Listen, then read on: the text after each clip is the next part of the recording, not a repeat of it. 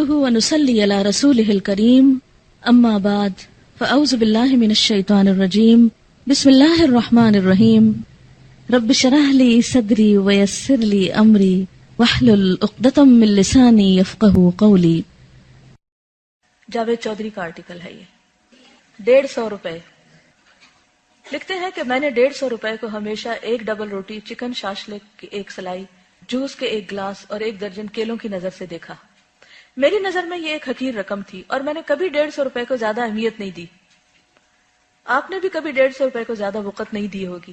100 روپے، 200 روپے یا 400-500 روپے عموماً آپ کی گاڑی کے ڈیش بورڈ، کنسول باکس سے سیٹ کے دائیں بائیں چھوٹے بڑے خانوں میں پڑے ہوتے ہیں۔ اتنی ہے، اس سے زیادہ رقم آپ کی جیبوں میں بھی دھری رہتی ہوگی، ہر ایک کے بیگ پرس میں اتنے پیسے ہوتے ہیں، اور آپ نے کبھی اس رقم کو سنجیدگی سے نہیں دیکھا ہوگا۔ لیکن آج سے مہینہ بھر پہلے میرے ساتھ ایک عجیب واقعہ پیش آیا اور مجھے زندگی میں پہلی بار محسوس ہوا کہ 150 روپے بھی بڑی رقم ہے، اور یہ رقم کسی شخص کے لیے سردیاں گزارنے کا ذریعہ بن سکتی ہے۔ ہم لوگ عید الاضحیٰ سے پہلے مہنگائی پر پروگرام ریکارڈ کرنے کے لیے راولپنڈی کے راجہ بازار گئے۔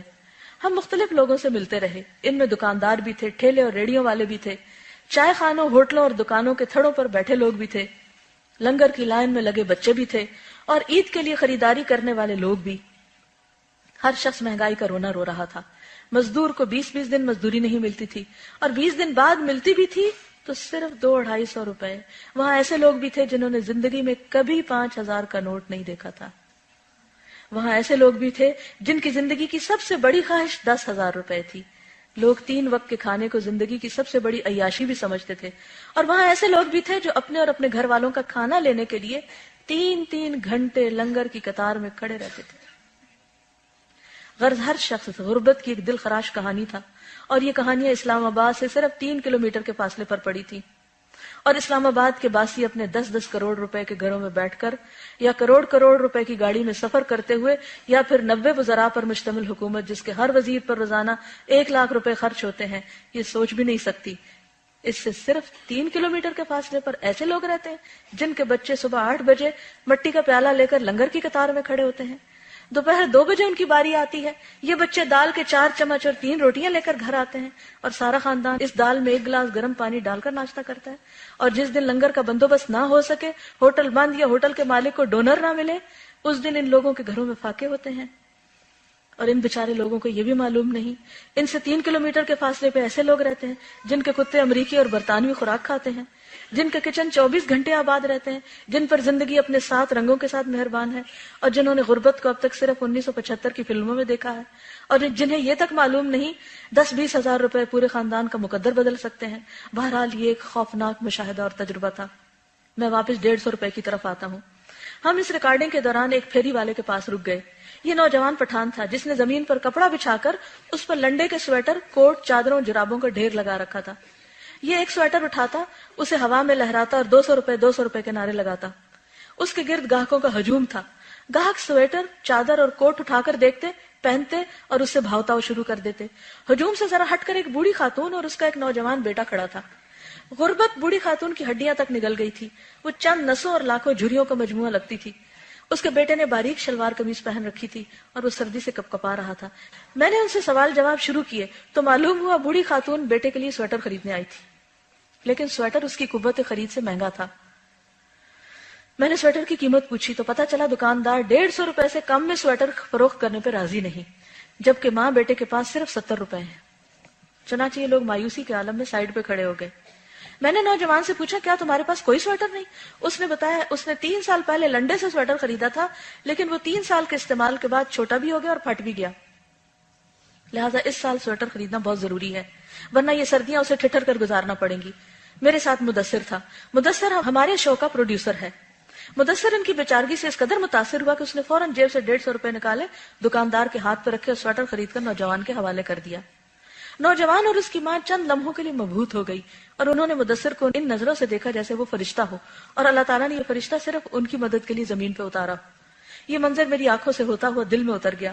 اس کے بعد میں جب بھی 150 روپے کو دیکھتا ہوں تو مجھے محسوس ہوتا ہے یہ فقط 100 اور 50 روپے کے 2 نوٹ نہیں ہیں، یہ اس ملک کے بے شمار لوگوں کی ٹوٹتی پھوٹتی اور بکھرتی خواہشوں کا سامان ہے۔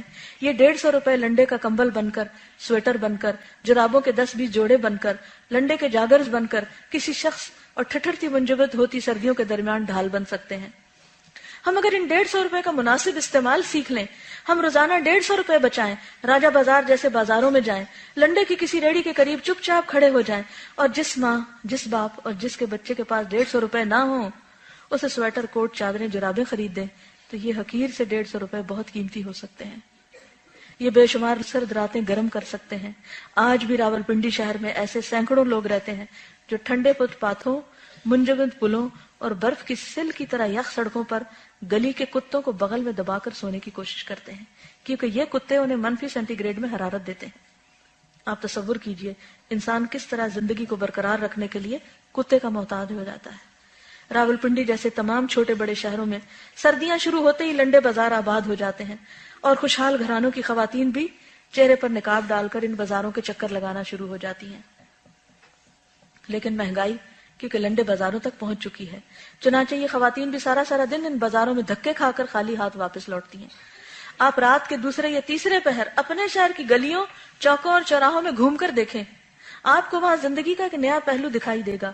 آپ کو بے شمار لوگ کاغذ، پرانے کپڑے، لکڑی کے چھوٹے بڑے ٹکڑے اور پرانے ٹائر ٹیوب جلا کر آگ تاپتے دکھائی دیں گے۔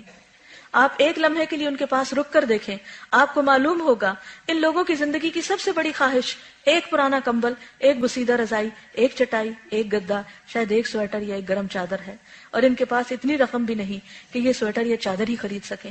چنانچہ یہ لوگ بازار بند ہونے کا انتظار کرتے ہیں، کاغذ اور لکڑی کے ٹکڑے جمع کرتے ہیں، ان کے نیچے ٹائر یا ٹیوب کا کوئی ٹکڑا رکھتے ہیں، آگ لگاتے ہیں اور اس آگ پر ہاتھ اور پاؤں سیک کر رات گزارتے ہیں۔ کاش ہم میں سے چند لوگ چھوٹے چھوٹے کچھ ادارے بنائے ہیں۔ یہ ادارے ہم جیسے لوگوں سے روزانہ 150 روپے لیں، ہر سال لنڈا خرید کر ان لوگوں میں تقسیم کر دیں، لنڈا خرید کے ان لوگوں میں تقسیم کر دیں جن کی زندگی ایک کمبل، ایک سویٹر، ایک رضائی، ایک گدے اور گرم جرابوں کے چند جوڑوں کے لیے ترس رہی ہے، اور یہ لوگ سویٹر کی خواہش لے کر گھر سے نکلتے ہیں اور رات کو حسرت لے کر واپس لوٹتے ہیں۔ یہ لوگ روز لنڈے کی ریڑھیوں کے قریب کھڑے ہو جاتے ہیں، لوگوں کو آتے سویٹر چادریں خریدتے دیکھتے ہیں، اور ہر بار جیب میں اپنی ہاتھ ڈال کر 10-10 روپے کے 7 نوٹ گنتے ہیں، پھر یہ سوچتے ہیں یہ بھی ایک معجزہ ہوگا اور یہ 70 روپے 150 روپے بن جائیں گے، اور یہ اپنے ماپ کا سویٹر خرید کر خوشی خوشی گھر لوٹ جائیں گے۔ لیکن معجزہ نہیں ہوتا، ان کے 70 ہی رہتے ہیں، 150 نہیں بنتے۔ کیوں نہیں بنتے؟ اس لیے نہیں بنتے کہ بے حس معاشروں میں معجزوں کی فصلیں کاشت نہیں ہوا کرتی۔ خدا ان زمینوں پر مہربان نہیں ہوتا جن زمینوں پر رہنے والے چند لوگوں کی نظروں میں 150 روپے حقیر رقم ہوتی ہے، جبکہ کروڑوں لوگ اس کے لیے ترستے رہتے ہیں۔ کیا کرنا چاہیے بتائیے مجھے، ہمیں کیا کرنا چاہیے؟ مشورہ دیں، اجر پائیں۔ مشورہ دینے سے بھی ہم کنجوسی اور بخل کرتے ہیں تو باقی کیا رہے گا؟ گھروں میں پڑے صاف ستھرے ایکسٹرا سویٹرز مزید دھو کے صاف ستھرے کر کے پیک کر کے اوپر نمبر لکھ کر لے آئیں کہ کس نمبر کا ہے، بچے کا ہے، بڑے کا ہے، کس ایج کو پورا آئے گا۔